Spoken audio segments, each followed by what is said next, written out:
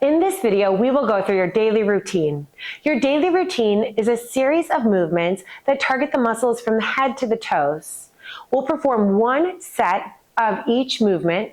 Think of it as an elongated warm-up.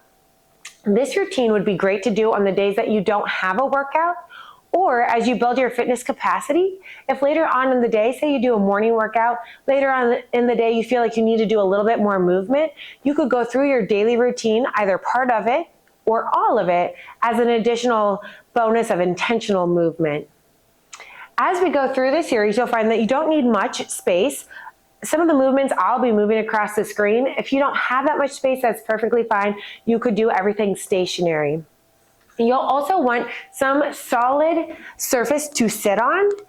And with this surface, it is ideal that you'd be able to have your feet up off the ground. So that could be something, a high bench, or a chair, or some surface that you put firm cushions on, where it is, again, elevating you so your legs are hanging. If that is not an option, that's okay. You'll just see for some of the movements, it's nice to not have to pull that leg up before performing some of the seated movements. You'll also want either, again, that solid surface or a wall as support. And some of those movements, you may need some support at the beginning and later on not.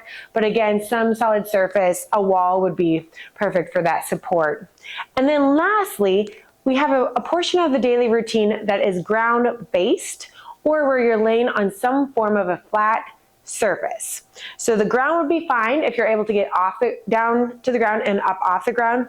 Or if you're at home, you could use a firm bed, a firm couch. If you're at the gym and there's a table, that would be great too. So something that you feel comfortable laying down on and getting up off of. And if that's not something that you're able to do yet, that's perfectly fine. You can omit that portion of the ground-based segment and just know that as your strength and fitness capacity increases, that will be a component that we'll want to add in.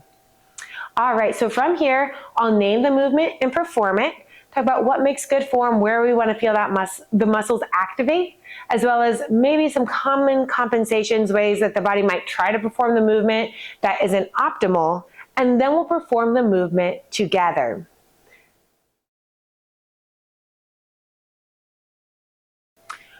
We'll start off with our walk in place. For this movement, you'll want upright posture where the core is active, muscles in the upper back are active.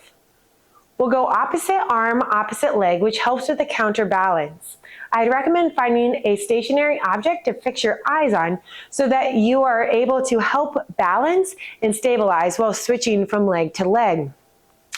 As you perform this movement, we want to make sure that gravity is not pulling you downward. And so that's where we want that upright posture, but we also don't want to overextend. So just be aware of where your shoulders are at, your head and your eyes, as you're switching your stance. As I mentioned, we want this opposite arm, opposite leg movement pattern. Occasionally, when we try to think about where we are in space, opposite arm, opposite leg, we can start to get kind of fumbled up and begin going the same arm, same leg. Most of us naturally walk or move opposite arm, opposite leg. It's just when we bring that awareness to it, we can kind of get jumbled. So if you're having a hard time with that, I'd recommend starting with one leg up or almost up, opposite arm, and then think about switching them both. So again, if you find yourself suddenly going same arm, same leg, pause, reset, and again, start with that opposite arm, opposite leg. So we'll go ahead and put 20 seconds on the clock. We'll perform this movement together.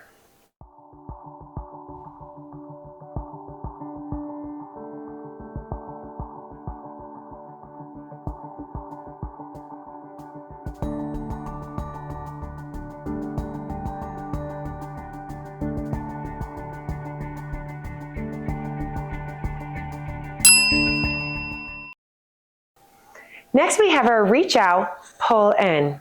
We'll start with palm down position, twist and pull to a neutral position where palms are facing each other. As we reach out, we want to make sure that we're not overreaching. That again, we have that upright posture, and then we're driving our elbows back. And I like to pretend I'm driving it into a wall. So even though I'm not continuing to move further back, I'm still generating more and more tension by sliding my shoulder blades together and pretending that here I am truly driving into a wall. And so if you're having a hard time doing that, you could even lean up against a wall and feel that elbow drive backwards Could even do a couple repetitions like this where you feel those muscles activate. So reach out, drive back, feel that wall, and then squeeze your shoulders. So again, it can be pretty easy to keep a rounded position and pull here. So we want to think about shoulders back as we hit that wall. Let's go ahead and get set up in our upright position. We'll start with the palms down, again rotating to neutral, and we'll perform this for 20 seconds.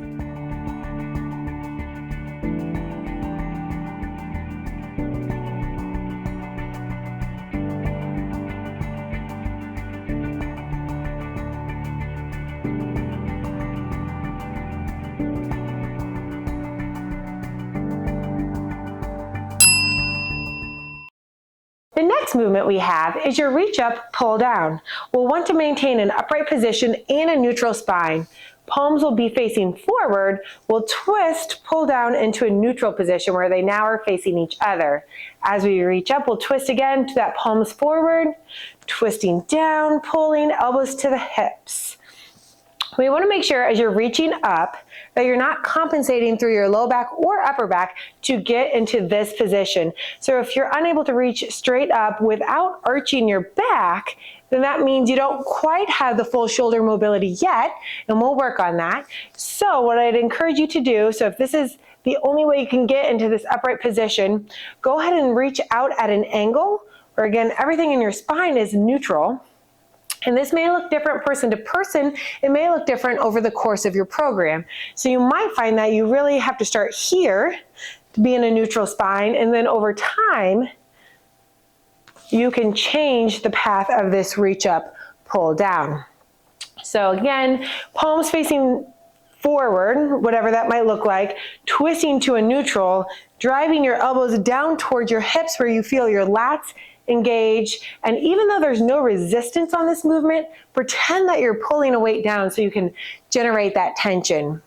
Just like with our other shoulder movements, we want to make sure when you're reaching that there's no shrugging, that the shoulders stay down as the arms reach up. So that would be our reach up, pull down. We'll go ahead and put 20 seconds on the clock. Go ahead and start in that upright position. We'll go palms forward, and when you're ready, we'll begin pulling down.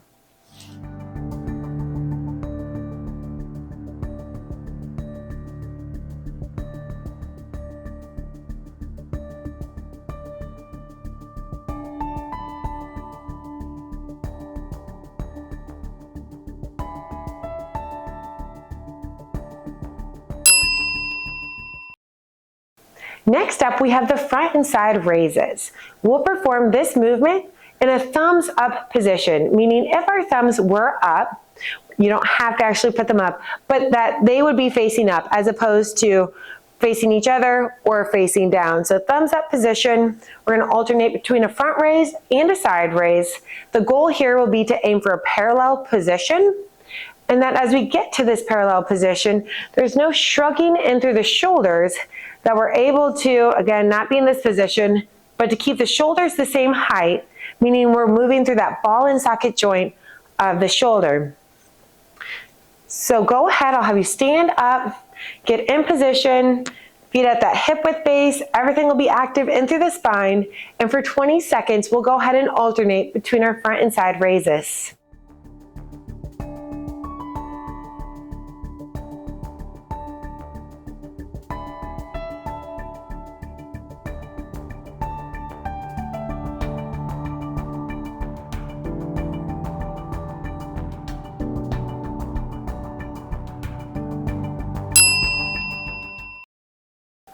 Next, we have hands open and close. Just like it sounds, we're going to open up the hands as wide as we can, and then we'll close them by making a fist. While we perform this movement, think about that full range of motion so that we're not keeping our hands in a semi-bent position throughout. So all the way open, again, as far as you can, close and make a fist. While we do this, we want to move slowly. It can be really easy to just open and close and almost rely on that momentum. So be very intentional with that movement, control it, all the way open and back together. If you're able to, I'll have you bring your hands up at a 90 degree, so we'll get a little bit of extra upper arm activation, shoulder activation, but if you need to, and if your hands are getting tired, you could do this one down by your side. So let's go ahead and get set up for our hands open and closed, and we'll perform this movement for 20 seconds.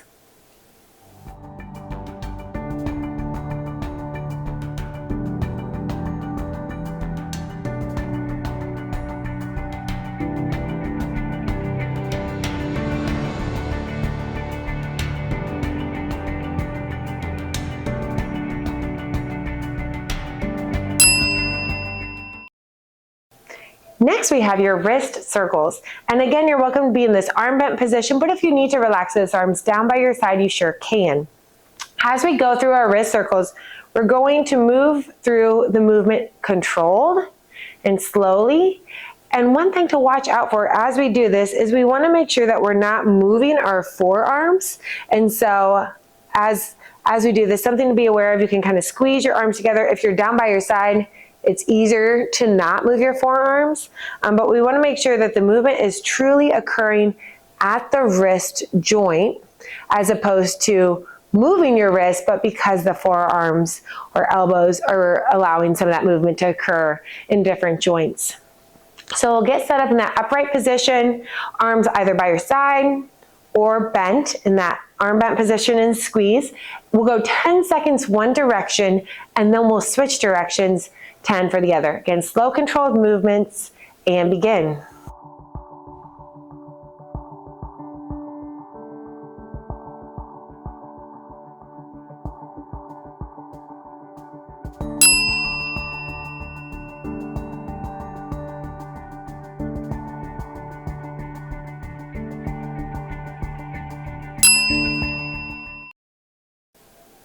Next up are our shoulder circles. This time we will keep our arms down by our sides. We'll shrug up, rotate back, and then round forward. Just like with our wrist circles, for 10 seconds we'll perform the movement one direction, and then we'll reverse that direction. And likewise, we'll move controlled so that we're not just dropping our shoulders and letting gravity kind of help pull us into that down position. So we'll move controlled and then slowly so that you can really feel each of the muscles take its turn to pull that shoulder back and then again forward. So go ahead, we'll get set up in our upright position. Arms will be relaxed down by your side. We'll go 10 seconds one direction, and then we'll reverse it.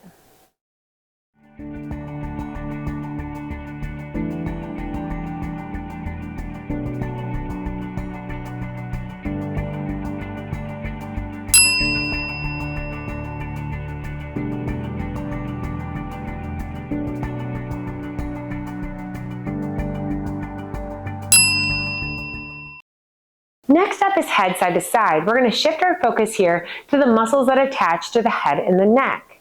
We'll look side to side, moving very controlled so that we're not forcing this movement, but allowing the muscles of the neck to control that look side to side.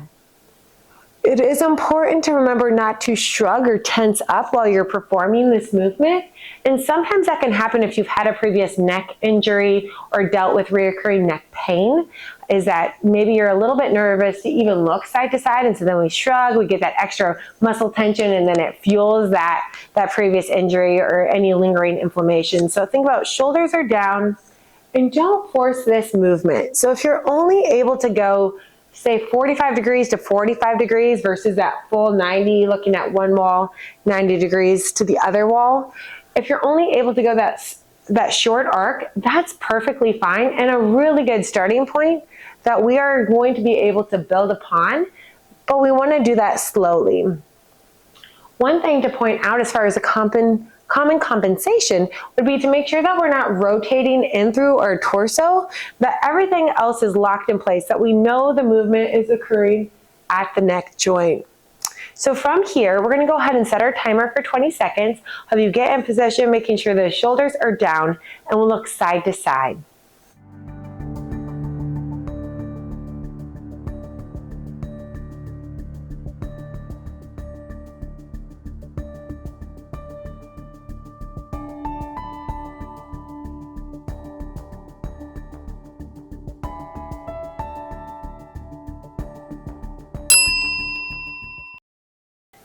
Next up, we have head up and down.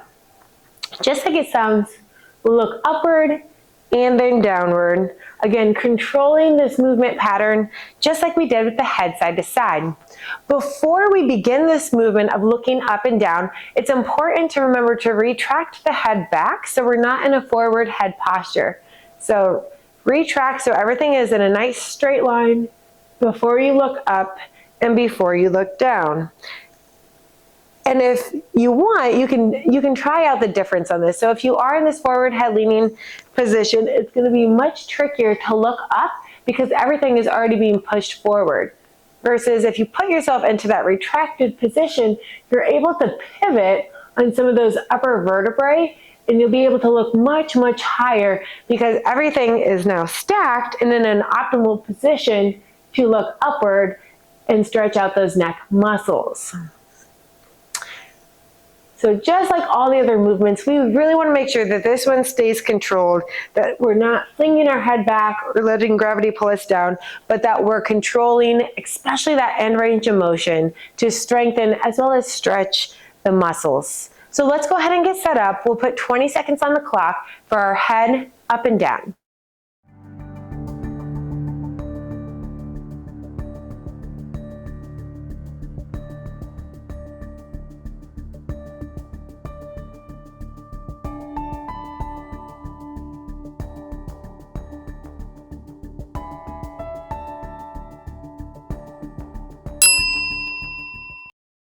Next up, we have our single leg balance with support.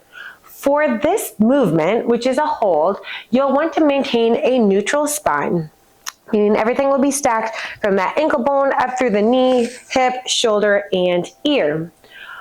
Go ahead and lift your leg as high as you can without moving through the spine. So if as you bring your leg up, you feel things collapse forward, then maybe you've brought your leg too high, or at the very least, you need to reposition your spine.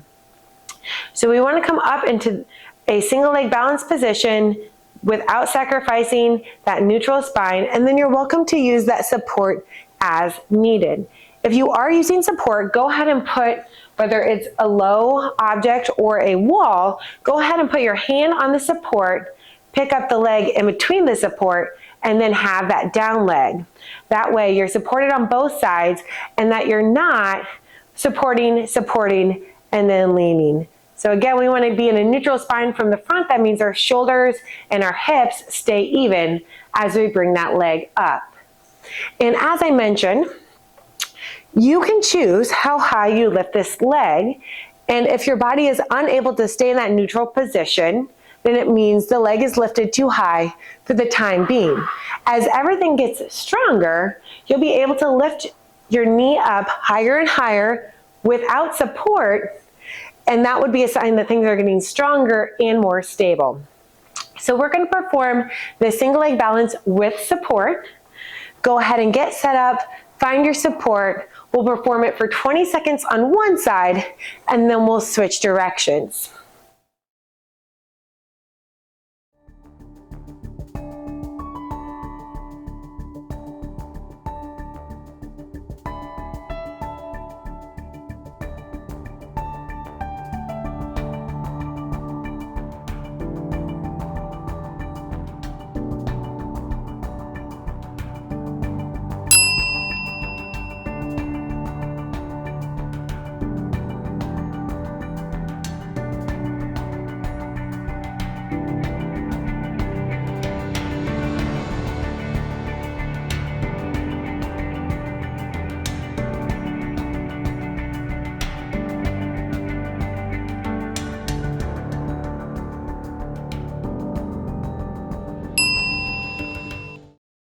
Next up, we have your calf raises. For this movement, we will go up on your tippy toes and control back down. It's important to remain in upright posture so that the movement is vertical versus leaning forward, tippy toes, and then coming back down. So upright posture, use that support as needed, controlling the range of motion as high as you can, and then again, controlling back down so that we're not slamming our heels onto the ground as we end each repetition. For this movement, let's go ahead and get set up. Use your support if needed. Start in that upright position. We'll put 20 seconds on the clock.